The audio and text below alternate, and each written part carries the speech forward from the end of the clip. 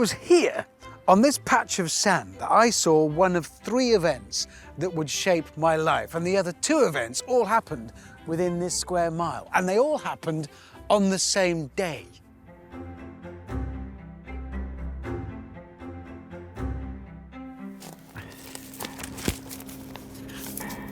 What? Oh, no, I can't. We can't.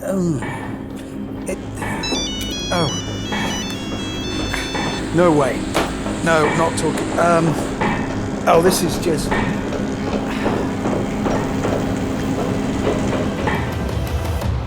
I'm gonna love this, I think.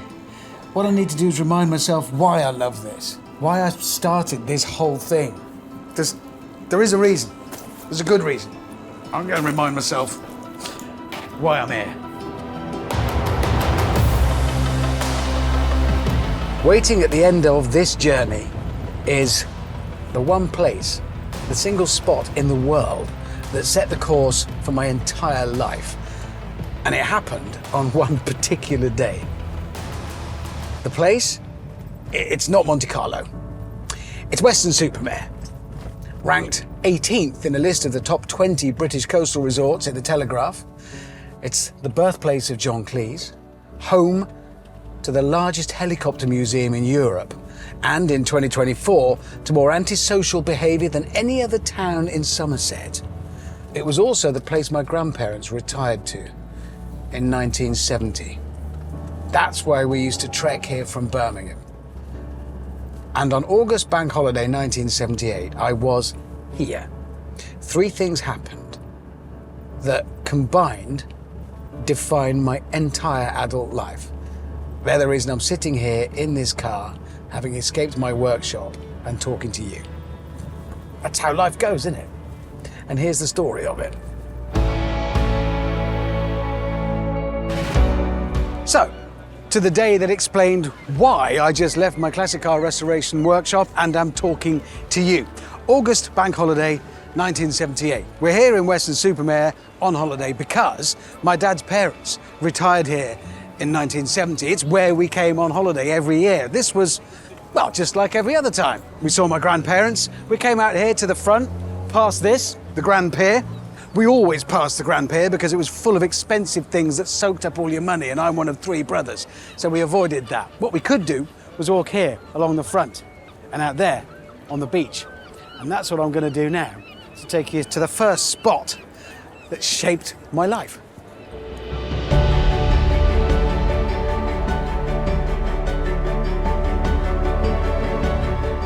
It happened here.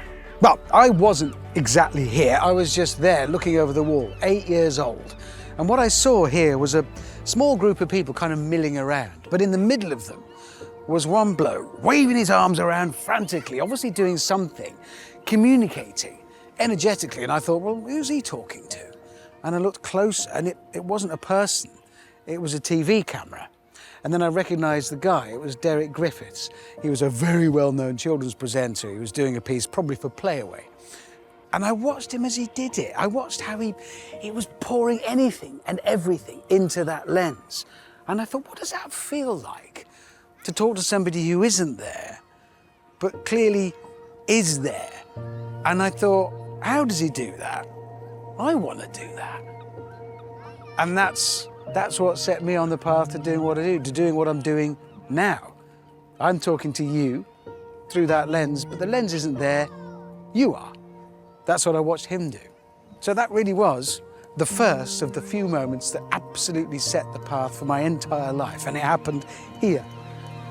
And it's kind of odd to be back, doing what he did.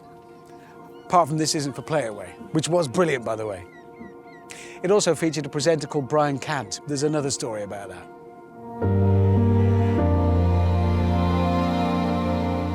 We moved on from the seafront, the 5 of us, probably because of the risk of getting too excited at seeing people riding donkeys and playing in their sand with their own buckets and spades. And I tagged along behind, my head still just full and fizzing with the image of Derek Griffiths communicating with an audience of unseen millions. And we came here to the beach gardens, and suddenly I was snapped out of it because the place was alive, vibrant, exploding with colours and shapes that somehow summed up my every dream, thought, darkest imaginings. It was a car show. I'd never seen one. The only gatherings of cars I'd ever witnessed was the car park at the library in Solihull or at school, and they were parked in ordered rows. People got out and went and did stuff. This, though, this was something else. The cars were dotted about, and it wasn't just cars. There were 1930s hot rods, classic cars, vintage cars, trucks, modern cars, Maxes and Imps, all dotted about randomly. And my head was just, I couldn't contain it all. People weren't leaving them and going off to do things. The object of the day was the cars. I slowly worked it out. They'd parked, they'd stopped, and people were looking, peering, photographing, talking, all around and all about the cars. That was the point of the day.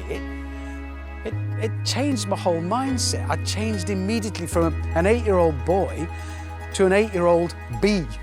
I flitted from flower to flower, car to car, to look for myself, to do what other people were doing, to somehow soak it up, to sample them, to take a piece of them with me in my imagination. And it changed the way I thought of cars. They weren't now just something to go to school and the shops in. They were something else. They were something in themselves, in their own right, worthy of our attention, our thought, our dreams. It changed everything for me, here, on that same day. I can see them now. Just went from one to the other.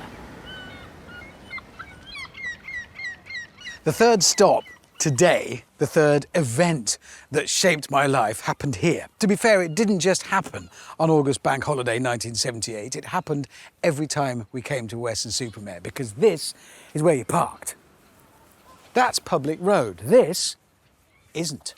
Which meant at the age of 8, and before and after, I could get out of the car, come round to the driver's door, perch on my dad's lap. I could operate the steering wheel. We've all done this. It was kind of a rite of passage. This was where I did it. He did all the pedals and boring stuff down there, but I was captain of the ship. I was steering this thing. I was driving. It was the single best day, the best moment of my year every year. And I went back to school and boasted to my mates about it as if I'd landed the space shuttle on my own. It was just the best. I can feel it now. I probably covered 200 yards, but I might as well have driven across Mongolia or Africa or anything I've done since. Ironically, whilst I could drive on the beach at 8, here today at 54, I can't. It's shut. But that's okay, because today I can go one better. It's a short drive to the site of the final of my 3 significant moments from the summer of '78. And before I go, just wanted to take a moment to think about getting here. Journeys. The journey from where I lived in Birmingham, well, Solihull to be precise, to Weston-super-Mare back then was about 130 miles. The M5 didn't quite join up by then. And we've all got those journeys. The long ones we did repeatedly as a kid. That one became my benchmark journey. 3 hours, maybe 3.5. At the ages of 6, 7, 8, as I was in '78. That's a lifetime. It was impossible to imagine. We'd set off and I assumed, well, we're never going to get there. We'd be in our Ford Anglia with a hole in the floor behind the driver's seat, or our Morris Marina coupe.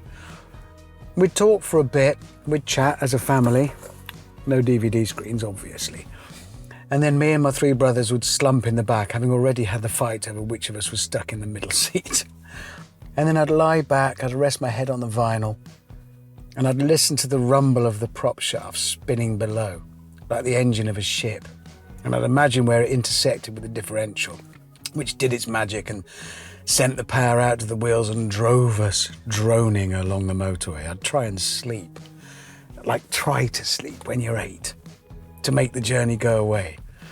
If we were travelling in the evening, I'd see the motorway lights flash past. I know from the speed they were going, the speed we were doing. If it was light, there comes a point when we're all alert through the flatlands as you're approaching. And we know at some point one of us will shout, "I can see the sea." My parents knew where you'd see the sea. They'd hold off shouting to let one of us have the joy. But we all have those journeys that become the benchmark. Is it as far as Weston-super-Mare? That was our question. Is it as far as Weston? And now and since, in all the journeys I've done all over the world, there's a little bit of me comparing it to Birmingham to Weston-super-Mare. Whether I'm crossing Africa, Mauritania, Mozambique, doesn't matter. I still instinctively measure it in journeys from Birmingham to Weston-super-Mare. I'm not claiming to be the only one to have formative years and experiences. We've all got them. I'm just sharing mine. And it's nice to get out of the workshop. And the chips are better in Weston. Raining.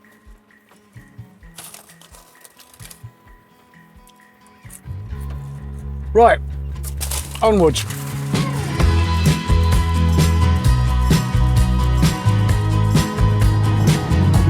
And now, it's a direct result of that sequence of events that I find myself a middle-aged man, the proud owner of a classic car restoration workshop, and after a lifetime of working in television with cars, here I am allowed on the Grand Pier in my car. Yeah, the 8-year-old me is sitting on a bench there somewhere. Well, he's not, is he? He's out there wishing he could be on a bench to see a television presenter in a yellow car drive past. There is no explaining how life goes. Well, I hope you'll forgive me the slightly self-indulgent skive, but I have now reminded myself why I'm doing it. So now I better get back to the workshop and do it. And if you want to see what happens, you can, of course, watch my show all about it, Richard Hammond's Workshop on Discovery+. The link is in the description. See ya.